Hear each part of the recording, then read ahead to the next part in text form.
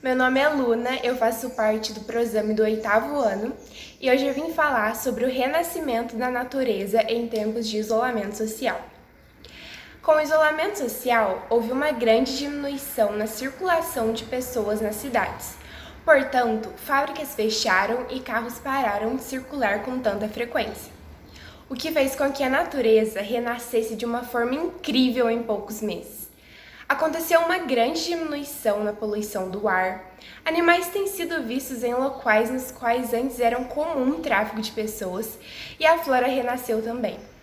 Contudo, podemos perceber o quão incrível a natureza é e que nós precisamos cuidar de tudo isso.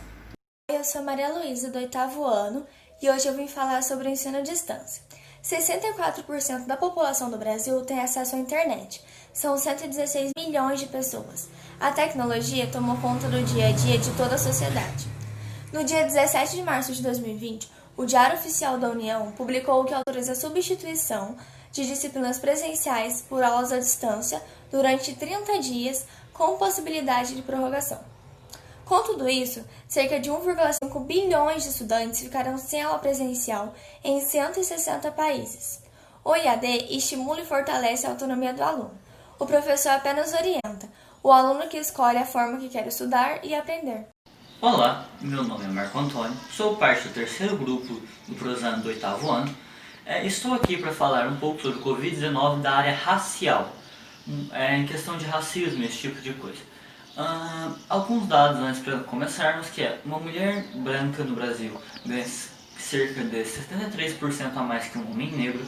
Não que seja ruim, é que não deve existir diferença entre gênero e cor, mas os números são alarmantes. E pelo fato dos negros serem maioria no Brasil, eles sofreram muito mais por motivos de eles terem menos condições. Normalmente a maioria deles mora em favelas, em grandes capitais, sendo que lá não tem saneamento básico e pouca informação, esse tipo de coisa, pouco acesso à saúde também.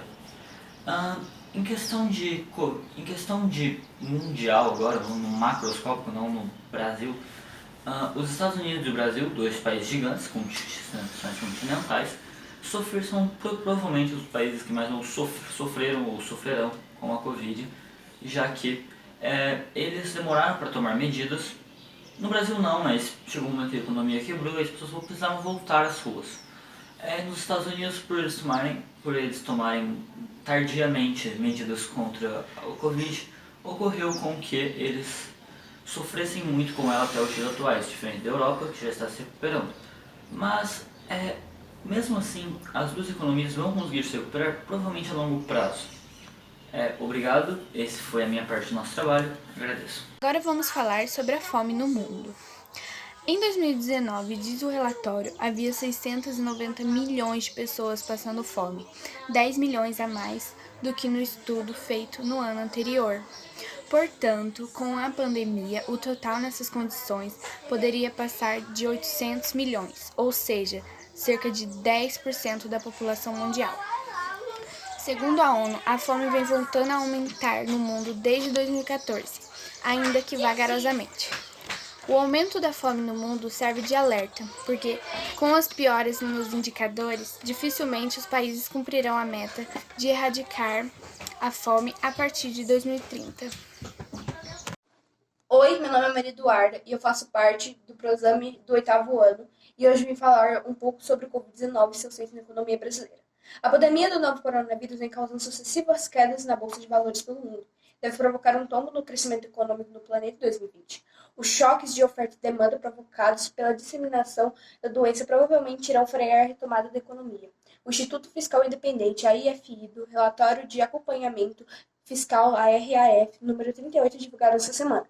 No caso brasileiro, seria muito preocupante, dada a existência de um contingente de desocupados relativamente elevado, em torno de 12 milhões de pessoas, sem levar em consideração a parcela da população que está subdesempregada e os desalentados, diz no relatório da RAF, divulgado em meio ao pânico causado pelo novo coronavírus. Nesta quarta-feira, dia 18, o Comitê de Política Econômica do Banco Central promoveu um corte na Selic. A redução é de 0,5 percentual, levando a Selic de 4,25% para 3,75% no ano, o menor patamar da história. A instituição entretanto, fez uma ressalva. Cabe ressaltar que a mera redução dos juros não resulta as respostas direitas da atividade econômica, pois depende ainda da confiança dos agentes e da previsibilidade a respeito das ações serem retomadas ao campo fiscal do ambiente de negócios do quadro internacional. Conclui. Bom, este foi o meu trabalho e muito obrigada. 2020, o ano que ficará marcado na história. Assim como muitos acontecimentos que marcaram a sociedade ao longo dos anos, como política, religião e economia, o ano de 2020 também ficará marcado na história. Tivemos a Peste Negra, a Revolução Industrial, a Primeira e a Segunda Guerra Mundial, o Homem à Lua e a queda do Muro de Berlim, entre outros.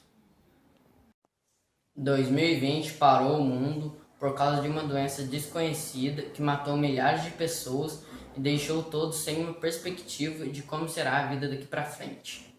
Estamos em um grande aprendizado, as aulas, o ensino, onde temos que nos adaptar às tecnologias. Pessoas forem obrigadas a conviver umas com as outras, dentro de casa, com novas regras, como o uso de máscara, o distanciamento e entre outros. Mas, apesar de tudo, isso fez com que surgisse uma maior solidariedade entre as pessoas e mais amor ao próximo. Muitas pessoas precisam de ajuda nesse momento complicado em que o mundo vive. Mas se todos cumprirmos as medidas de segurança social, isso logo será outra fase que a humanidade conseguiu sobreviver. E também cada vez mais transformando e inovando a vida no planeta. Bom dia a todos. Hoje vamos falar um pouco sobre o aumento das queimadas em nosso país. Segundo o Instituto Nacional de Pesquisas Espaciais, as queimadas na região do Pantanal brasileiro aumentaram 210% em 2010, quando comparado ao ano de 2019. De janeiro a setembro do ano passado, foram registrados 4.660 focos de incêndio. Já esse ano, até o dia de hoje, foram registrados cerca de 14.489 focos. O fogo que há meses destruía parte do Pantanal, na região centro-oeste, já queimou cerca de 3,461 milhões de hectares. O Mato Grosso do Sul já perdeu 1.408 milhões de hectares. Além disso, no Mato Grosso, as chamas já consumiram 2.053 milhões de hectares. A cada hectare corresponde aproximadamente às medidas de um campo de futebol oficial. Os dados foram apresentados pelo chefe do Centro de Proteção Ambiental do Corpo de Bombeiros do Mato Grosso do Sul, o Tenente Valdemir Moreira Júnior. Segundo ele, pelo tamanho das queimadas, pode-se afirmar que tenha sido um ano atípico, não só para o bioma, também para a região. No ano de 2019, as queimadas consumiram 1.559 milhões de hectares no Pantanal e nos dois estados, ou seja, muito menos do que no último período. Já no Acre, um incêndio atingiu o viveiro da Secretaria do Meio Ambiente, local onde estava sendo cultivadas mais de 100 mil mudas para reflorestamento. Felizmente, o Corpo de Bombeiros conseguiu agir rapidamente e evitar mais prejuízos. O secretário do Meio Ambiente, chamado Israel Milani, apresentou algumas ações para evitar que os incêndios se alassem por todo o país. As queimadas correspondem a uma das técnicas agrícolas mais primitivas da história do homem. No Brasil, há registro da utilização das queimadas desde o período colonial, quando já era usada para a retirada da cobertura vegetal original antes do plantio e formação de pastagens. Por ser uma técnica rápida e barata, ainda é muito utilizada no meio rural. Além do custo e rapidez, a queimada é considerada por alguns agricultores uma ferramenta de fertilização do solo, uma vez que as cinzas que restam após a passagem do fogo seriam uma espécie de adubo natural. No entanto, este modo de limpar o terreno, na atualidade, é alvo de críticas por parte de ambientalistas e técnicos. Considerando apenas os aspectos da retirada da vegetação original, as queimadas provocam a alteração no equilíbrio do ecossistema, mais distintas paisagens, uma vez impactadas diretamente na manutenção da fauna, na circulação das águas superficiais e subterrâneas, nas condições de temperatura e umidade, na liberação de vapor de água na atmosfera. Alguns ecossistemas específicos, como o cerrado, As queimadas podem ocorrer de forma natural. Nesse caso, os animais e plantas desse bioma estão adaptados pela passagem do fogo e até se beneficiam desta ocorrência. Algumas espécies de plantas só germinam ou frutificam quando estão submetidas às altas temperaturas e pelas queimadas naturais. Os animais também conseguem se esconder ou fugir pelas áreas atingidas pelo fogo. No entanto, as queimadas só são benéficas quando ocorrem de maneira espontânea, ou seja, natural. Uma parte do cerrado brasileiro tem sido permanentemente destruída pelas queimadas e o desmatamento para a produção de carvão vegetal e expansão do agronegócio. Esse foi nosso trabalho, esperamos que tenham gostado e tirado suas dúvidas sobre o assunto. Olá, hoje nós iremos falar sobre um assunto que há muito tempo existe e infelizmente em pleno 2020 ocorre essa situação. Hoje iremos falar sobre o racismo. Espero que todos vocês gostem. O racismo é uma forma de preconceito e discriminação, baseado num termo controverso, que sociologicamente é revisto, e no qual a genética também traz uma revisão, a raça. O racismo é um mal que afeta a vida de muitas pessoas, e como uma relação ultrapassada e errada deve ser superado. Olá, hoje eu vou falar sobre o tema de racismos que acontece no dia a dia e nós não percebemos. Muitas vezes ao longo do dia, sem ter a pretensão de fazer o racismo, a gente acaba que faz sem perceber.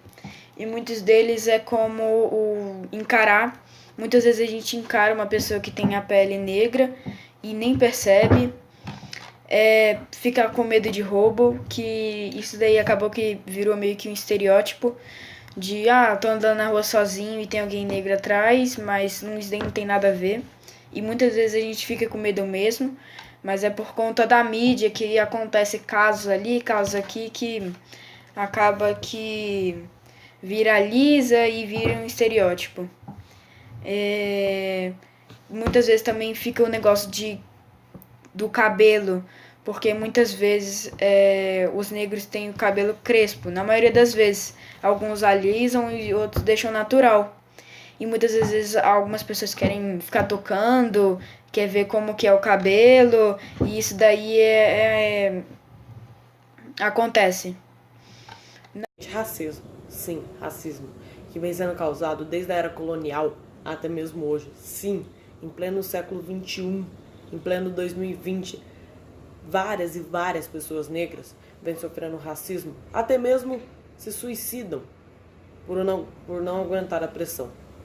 Hoje em dia, o mundo vem sofrendo de racismo. As pessoas negras sofrem sua vida inteira, a maior parte, por racismo, que pode ser causado por uma piadinha, um videozinho de internet, qualquer uma dessas brincadeirinhas de mau gosto. Então, galera, racismo não é brincadeira. Cuidado com as piadinhas, as brincadeiras, até mesmo os amigos vão fazer algumas brincadeiras de mau gosto. Então, racismo não é brincadeira, beleza? O porquê não devemos praticar esse tipo de preconceito. Qualquer tipo de preconceito gera trauma, assim como o racismo não é diferente. A questão que devemos fazer é: por que a cor do indivíduo interfere o jeito que ele é tratado? São esses tipos de perguntas que percebemos a importância que devemos lutar nessa causa. Cor não define caráter, índole, muito menos inteligência. O pensamento de muitos sobre os negros serem inferiores é absurdo. Negros sofreram e sofrem até hoje por serem quem são. O racismo não deve ser praticado de forma alguma, pois imagina você no lugar da pessoa que está sofrendo. Se você vê alguém sofrendo ou atacando ataques racistas, ajude, pois não é fácil. Bom, esse foi o nosso trabalho, espero que vocês tenham gostado e que fique de aprendizado para vocês para o resto das suas vidas. Bom Natal e um bom fim de ano.